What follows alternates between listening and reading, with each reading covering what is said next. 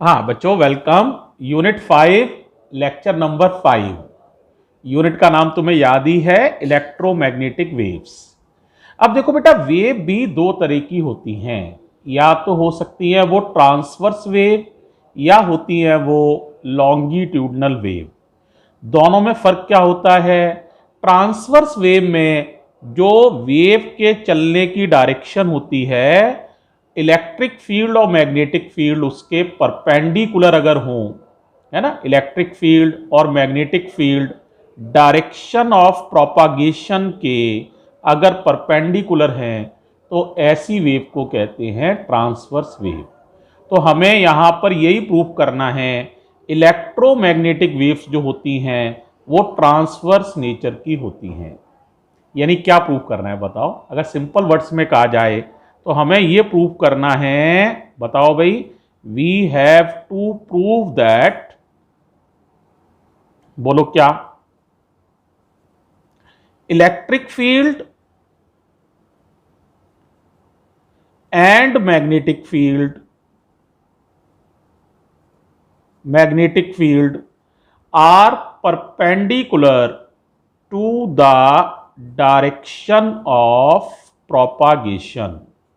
ये हमें प्रूव करना है।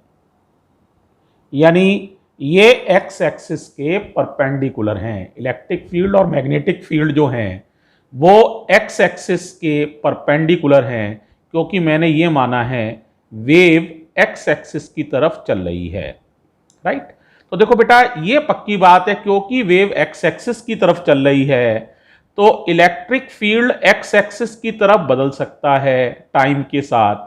मैग्नेटिक फील्ड भी एक्स एक्सिस की तरफ समय के साथ बदल सकता है, लेकिन वाई और जेड एक्सिस में यह बदलाव नहीं हो सकता है, क्योंकि वेव एक्स एक्सिस की तरफ चल रही है। तो हम क्या मान सकते हैं बताओ? Electric field E and magnetic field, बोलो, are varying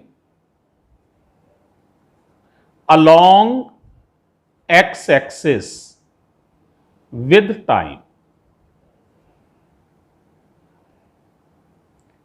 ठीक है? और y और z की तरफ कोई बदलाव नहीं हो रहा है।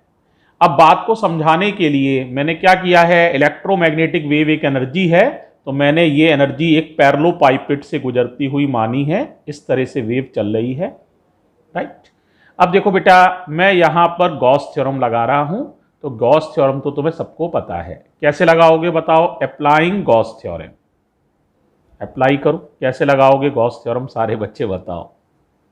याद है Gauss theorem? Integral E vector dot ds vector along a closed surface equals to 1 upon epsilon naught times charge enclosed। Electric field surface integral of electric field along a closed path, इसको मैंने show करने के लिए निशान बना दिया है। अब ना बनाना चाहे तो ना भी बनाए, कोई अंतर नहीं है। Integral E dot D S equals to 1 upon epsilon naught Q. अब तुम लोग बताओ, इसके अंदर कितना चार्ज एंक्लोज्ड है? आंसर, इलेक्ट्रोमैग्नेटिक वेव के अंदर कोई भी चार्ज एंक्लोज नहीं होता है। इसका मतलब Q की वैल्यू कितनी है? 0। तो क्या हो जाएगा बताओ? इसका मतलब integral E vector dot ds vector बराबर 0।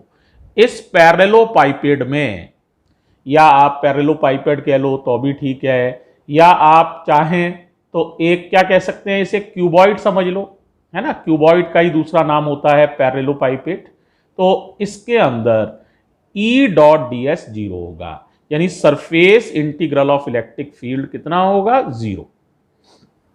अब बताओ, कितने सरफेसेस से मिलकर ये क्यूबॉइड या पैरेललोपाइपेड मिलकर बना होगा? कितने सरफेस होंगे इसमें? हाँ बिल्कुल सही कह रहे हो, 6 सरफेस होंगे। कौन कौन से होंगे? देखो बारी बारी से लिख रहे हैं। तो ये हो जाएगा integral E dot D S में 6 बार लिख रहा हूं। एक बार पहले सरफेस के लिए, ये दूसरे सरफेस के लिए, ये तीसरे सरफेस के लिए, ऐसे ही कितनी बार लिखना पड़ेगा? 6 बार। ये चौथे सरफेस के लिए बेटे, और ये बच्चों 5वें सरफेस के लिए, और ये है लास्ट 6 सरफेसेस के लिए। आपको पता ही है पैरेललोपाइपेड में 6 सरफेस होते हैं। अब बोलते जाओ। सबसे पहले सरफेस का नाम आप ये लिख सकते हैं, OEFG, यानी ये वाला दिखने में आ रहा है OEFG, तो लिख दे रहे हैं OEFG। अब इसके अपोजिट वाला बताओ। इसके अपोजिट ये है ABCD, ABCD, ये हो गए। अब ये ऊपर वाला बता लो, FCBG, इस पर वाई एक्सिस परपेंडिकुलर है, FCBG इस सरफेस पर वाई एक्सिस परपेंडिकुलर है, नाम है FCBG, Y axis is perpendicular to this surface. अब इसके अपोजिट बोलो, इसके अपोजिट ये वाला हो जाएगा OEDA, OEDA, इस पर भी वाई एक्सिस परपेंडिकुलर है, इन दोनों पर वाई एक्सिस परपेंडिकुलर है ना भाई।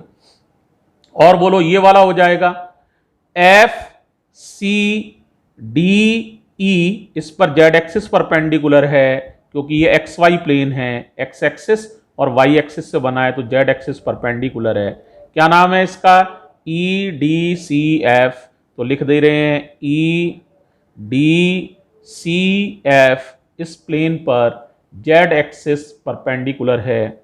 अब एक और है अंदर वाला, देखो OABG, देखो OA जो है एक्स एक्सिस है, ये वाली लाइन वाई एक्सिस है, तो इस पर जेड एक्सिस परपेंडिकुलर है, नाम है इस सरफेस का OABG, OABG।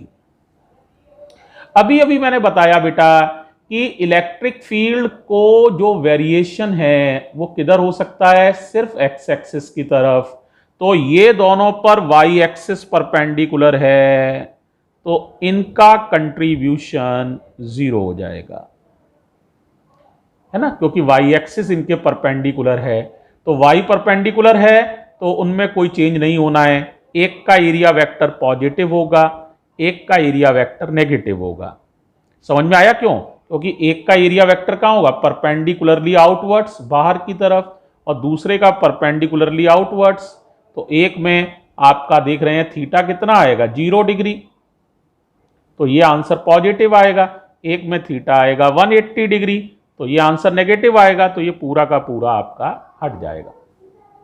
ठीक है, इसी तरह से बच्चों ये भी पूरा कैंसिल हो जाएगा, जेड एक्सिस इनके परपेंडिकुलर है, क्योंकि ना वाई एक्सिस का कोई कंट्रीब्यूशन है ना जेड एक्सिस का, वेरिएशन सिर्फ एक्स एक्सिस में होगा। अब हम बात करते हैं इन दो कंपोनेंट्स की, जरा ध्यान देना बेटे। देखो OEFG, ये है OEFG, इसका एरिया वेक्टर कहां होगा? बाहर की तरफ, ये एरिया वेक्टर है, और मान लीजिए ये एरिया है S, और इलेक्ट्रिक फील्ड है यहां EX, और देखो बेटा ये S है और ये EX है। और यहां देखो इसके लिए अगर हम देखें, जिसको शेड कर रहा हूं, एक इसको शेड कर दे रहे हैं, इन दोनों पर ही एक्स एक्सिस परपेंडिकुलर है। यहां पर एरिया वेक्टर इधर की तरफ होगा, देखो परपेंडिकुलरली आउटवर्ड्स होता है, तो बाहर की तरफ ये लेना है। देखो दोनों अपोजिट डायरेक्शन में। इलेक्ट्रिक फील्ड यहां बदल जाएगा, मैंने कहा था कि डायरेक्शन इधर की तरफ वेव चल रही है, वेव के चलने से इलेक्ट्रिक फील्ड समय के साथ बदल रहा है। मान लीजिए यहां इलेक्ट्रिक फील्ड है EX डैश, अगर एक को मैं पॉजिटिव मानूं, मान लो किसी एक को पॉजिटिव मान लो ये पॉजिटिव है, तो ये क्या माना जाएगा? नेगेटिव। क्यों नेगेटिव माना जाएगा? क्योंकि इसका एरिया वेक्टर अगर इस दिशा को प्लस माना तो इसका एरिया वेक्टर माइनस हो जाएगा। तो बताओ इसका इंटीग्रल कितना हो जाएगा? इसका इंटीग्रल हो जाएगा EX into S, negative EX into S, direction इधर है उल्टी तरफ, तो नेगेटिव एक्स एक्सिस है, और इसका हो जाएगा EX इंटू एस पॉजिटिव, और इन दोनों का एडिशन होगा 0। तो बताओ मैं क्या लिख सकता हूं, सारे बच्चे बताइए। इसकी वैल्यू लिख रहा हूं, है ना, और इसकी लिख रहा हूं, या EX या EX या S नेगेटिव या S पॉजिटिव और बराबर 0। तो देखो जरा क्या आ जाएगा, बोलो भाई पहले केस में क्या आएगा, EX और एरिया वेक्टर -S, और दूसरे का EX और S और बराबर 0।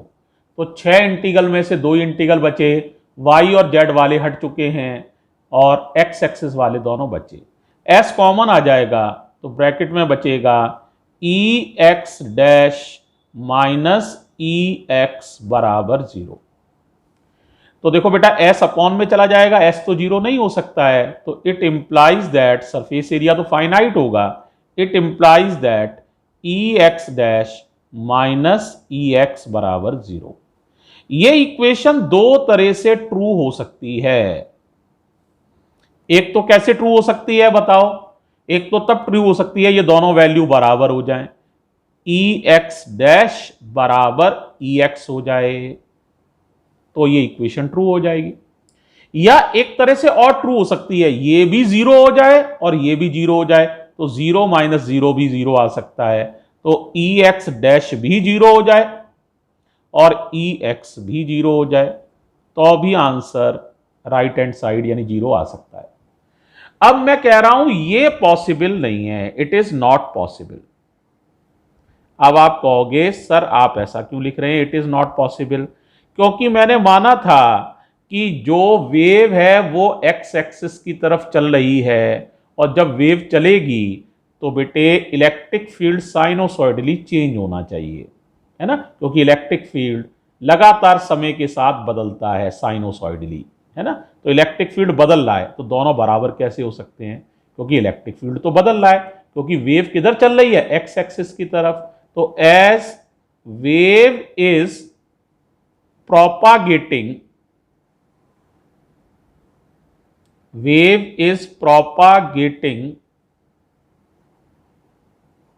along positive x-axis, so electric field is changing sinusoidally with respect to time, बदलना चाहिए उसे समय के साथ, इसीलिए ये पॉसिबल नहीं है। अब मानते हैं ये पॉसिबल है, हाँ ये हो सकता है, तो इसका मतलब एक्स एक्सिस की तरफ इलेक्ट्रिक फील्ड नहीं है, एक्स एक्सिस की तरफ कोई इलेक्ट्रिक फील्ड नहीं है, यही तो मतलब हुआ, एक्स एक्सिस की तरफ इलेक्ट्रिक फील्ड नहीं है। तो फिर इलेक्ट्रिक फील्ड किधर हो सकता है तुम बताओ, इसके 90 डिग्री पर, वाई एक्सिस भी इसके 90 डिग्री पर है, जेड एक्सिस भी इसके 90 डिग्री पर है, तो इलेक्ट्रिक फील्ड या तो वाई की तरफ होगा या जेड की तरफ। आप पूछेंगे सर आप ऐसा क्यों कह रहे हैं, तो इसके 90 डिग्री पर जो भी ये एक्सिस मानना चाहो है 90 डिग्री पर, अगर इलेक्ट्रिक फील्ड इधर हो तो उसका कंपोनेंट लो आप एक्स एक्सिस की तरफ कितना आएगा, इधर की तरफ कंपोनेंट आएगा E cos 90, और आपको पता है E cos 90 कितना हो जाएगा 0। तो एक्स एक्सिस की तरफ 0 आना यह शो करता है इलेक्ट्रिक फील्ड एक्स एक्सिस के परपेंडिकुलर है। तो it proves that electric field is perpendicular to the direction of propagation. तो देखो पहली इंपॉर्टेंट बात हमने प्रूव कर ली, इलेक्ट्रिक फील्ड तो डायरेक्शन ऑफ प्रोपागेशन के परपेंडिकुलर है। अब आप कहेंगे सर मैग्नेटिक फील्ड तो प्रूफ नहीं हुआ, दोनों ही परपेंडिकुलर हो तब माना जाएगा ये ट्रांसवर्स वेव है। हाँ, मैग्नेटिक फील्ड को भी ऐसे ही प्रूफ किया जा सकता है। अगर मैं मैग्नेटिक फील्ड के लिए जीटी यूज करता, मैग्नेटिक फील्ड के लिए गॉस थ्योरम यूज करता, तो मैं फिर क्या लिखता, integral B vector dot ds vector बराबर 0। फिर इसको 6 इंटीग्रल में तोड़ता, जैसे हमने इलेक्ट्रिक फील्ड में तोड़ा था। फिर ऐसे ही 2 इंटीग्रल बचते और फिर ऐसी इक्वेशन मिलती जैसे यहां मिली है, B X dash minus B X equal to 0। तो इससे फिर यही बात आती कि बी एक्स डैश भी 0 आता और बी एक्स भी 0 आता, जैसे यहां आया था। तो फिर यहां से नतीजा फिर यही निकलता कि magnetic field is also perpendicular, also perpendicular, ये बीच में थोड़ा लाइन गड़बड़ हो गई है, नीचे की तरफ एरो कर दिया है मैंने। तो also perpendicular to the direction of propagation. Okay है। तो आप खुद देखो, इलेक्ट्रिक फील्ड भी डायरेक्शन ऑफ प्रोपागेशन के परपेंडिकुलर दिशा में है, मैग्नेटिक फील्ड भी डायरेक्शन ऑफ प्रोपागेशन के परपेंडिकुलर दिशा में है। इससे साफ तौर पर साबित होता है कि इलेक्ट्रोमैग्नेटिक वेव्स जो हैं वो ट्रांसवर्स नेचर की हैं। तो ये दोनों स्टेटमेंट शो करते हैं electromagnetic waves are transverse in nature. अब एक बार मैं तुम्हें इसे दोबारा समझा देता हूं तो क्लैरिटी तुम्हारी और बढ़ जाएगी। एक बार दोबारा देख लो। हैं, देखो ये था बेटा, यहां से शुरुआत थी। हाँ भाई, क्या प्रूफ करना है? इलेक्ट्रोमैग्नेटिक वेव्स जो हैं वो ट्रांसवर्स नेचर की हैं। इसके लिए हमने एक क्या लिया है, ये पैरेललोपाइपेड, जिसका नाम आप देख रहे हैं, ये है OEFGABCD, ये है पैरेललोपाइपेड। वेव किधर चल रही है? एक्स एक्सिस की पॉजिटिव डायरेक्शन में माना वेव चल रही है। वेव में इलेक्ट्रिक फील्ड भी होगा, लेकिन मुझे नहीं पता है वो किस दिशा में है अभी। मैग्नेटिक फील्ड भी होगा, लेकिन मुझे उसकी भी डायरेक्शन नहीं पता है।